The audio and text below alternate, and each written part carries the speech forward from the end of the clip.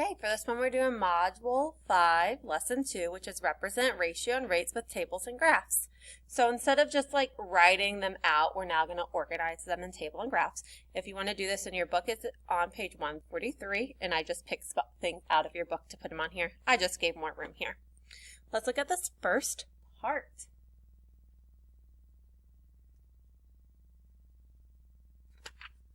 Oh, I lied. It's not page 143. It's 145. 146. 146 is the right page. I'm sorry. Let's look at this. Hank has a recipe that calls for the ingredients shown per batch. The table shows the amount of sour cream and milk he will need if he doubles the recipes. So for a normal recipe, 1 cup sour cream and 4 cups milk. Now here is our graph. Not our graph, our table. So complete the table for 3 and 4 times. So here's 1 and 2 times. And then we're going to go up 3 and 4. Now if I look at this and I look at my pattern, I have 4, 8, and if I continue to count, I have 12 and 16. And over here it says, what did you do to find the answer? And if you look at this, you can either say you counted by 4s going up, but that doesn't always work because if they skip up to like 10 cups of sour cream, that doesn't work. But if we look from here to here, here to here, here to here, here to here. We go from a smaller to a larger number, so I know I'm multiplying. To get from 1 to 4, I'm going to multiply by 4. 2 times 4 is 8. 3 times 4 is 12, and 4 times 4 is 16. So I could say any number of cups of sour cream, and you just have to multiply it by 4, and that tells you how much milk you need.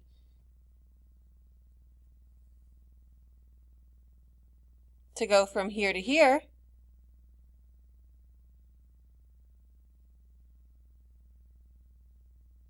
so we just are going up like that. Down here, we're going to write a ratio of cups of sour cream to cups of milk for each batch size. And that's already done for us right here. So if we have one batch, if we do one batch, it's 1 cup sour cream, 4 cups milk. For 2, we have 2 cups sour cream, 8 cups milk. For 3, we have 3 cups sour cream, 12 cups, and then you probably guessed it already, 4 and 16. Are the ratios equivalent? Yes, they are, because if we look at 4/16 and we simplify it, it'll go all the way down to 1/4. It should be equivalent. If it's not equivalent, you did math wrong somewhere. Let's look right here. Equivalent ratios are ratios that name the same comparison. A rate is a ratio that compares 2 quantities that have different units. A unit rate is a rate in which the second quantity in the comparison unit is 1. Now, looking at this, you're probably thinking, I have no idea what those are. Don't worry, by the end of this chapter, you're going to be tired of it, of me saying it over and over of which is which and how to get them. So don't worry about it quite yet if you're not getting it yet. Kim takes dance classes. The dance studio offers classes in blocks. So if I look at this, I know if I take 5 classes, it's $90. 8 classes, $120. 10 classes, $140. So what we're going to do is we're first going to write a rate. And money normally goes on top, so that's what we're going to start with. So I'm going to write this as a rate. And the difference between a rate and a ratio is a rate has labels with it when we put it on there. So I'm going to put money on top. So if I spend $90, that's 5 classes.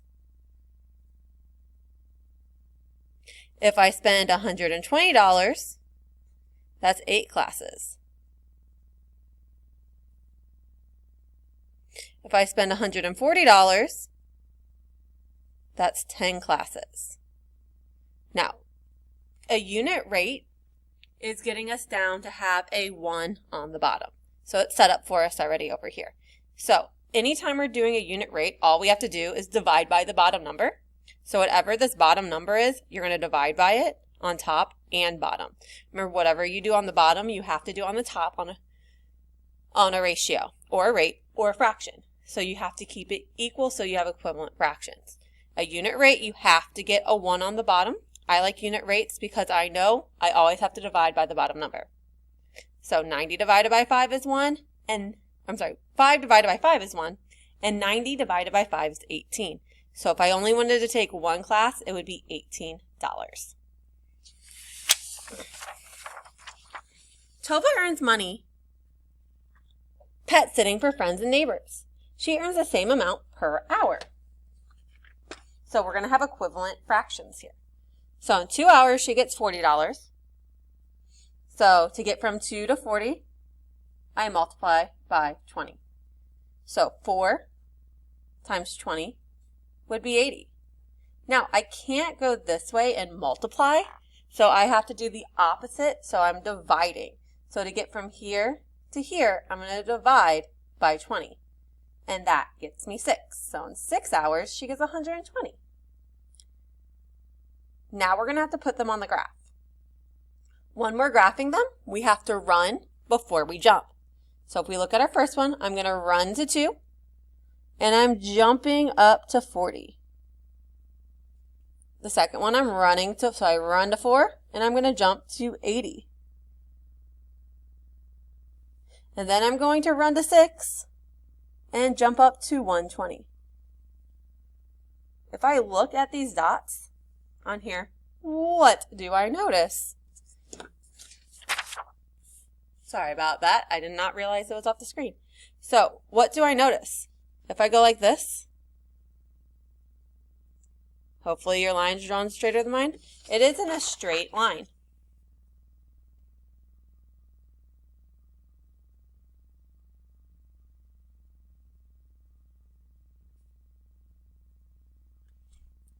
How can you use the graph and table to predict the unit rate? So I know by looking at this, I'm going up by 20 each time.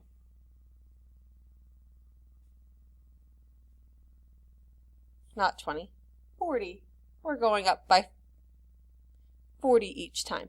But if I throw in here in the middle, we're going, so every 2 hours we go up by 20, but every 2 hours we go up by 40, but every hour we go up by 20. So I know it goes up by 20 each time. You can also look on this right here. It just depends what type of learner you are, if you like looking at graphs better, if you like looking at tables. Our next part is check understanding. So I want you to see what you can do on this. So you're going to stop it, see what you can do, and then start it when you're ready. A snack shack sells trail mix packs and bottles of water during a softball game. The items are not sold individually. Instead, the snack shack sells a snack special that contains 2 packs of trail mix and 3 bottles of water. And that's written right here for you. So if I look at this, and I'm going to fill it in. I have 2 and 3. To get from 2 to 4, I have to multiply by 2. So down here, I'll multiply by 2. And I will get 6. To get from 6 to 18, I have to multiply by 3. So I'm going to multiply by 3 up here, and I get 12. Now, it's a little bit different here because I cannot change 12 into 20.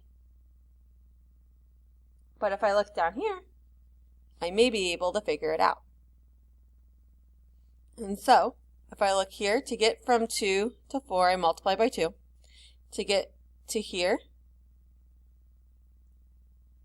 I multiply by 6. To get to here, I multiply by 10. So I'm going to do the same exact thing on the bottom. So to get from here to here, I multiply by 2.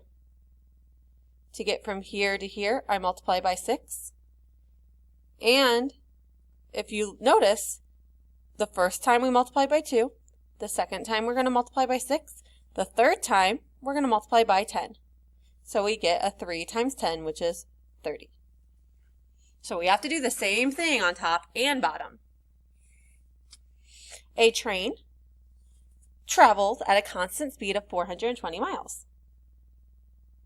If it takes the train 7 hours to travel the distance, what is the unit rate at which the train travels?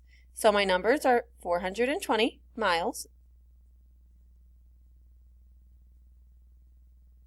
over 7 hours. Now, it says unit rate. A unit rate, we have to get a 1 on the bottom. So I know I'm going to put a 1 down there. To make a 7 turn into a 1, I have to divide by 7. Whatever the number is here, I divide by it. So on top, I'm going to divide by 7. I divided by 7 on bottom. On top, I'll divide by 7. I know 42 divided by 7 is 6, and I just add my 0 on. So 60 miles per hour. And that's our answer there.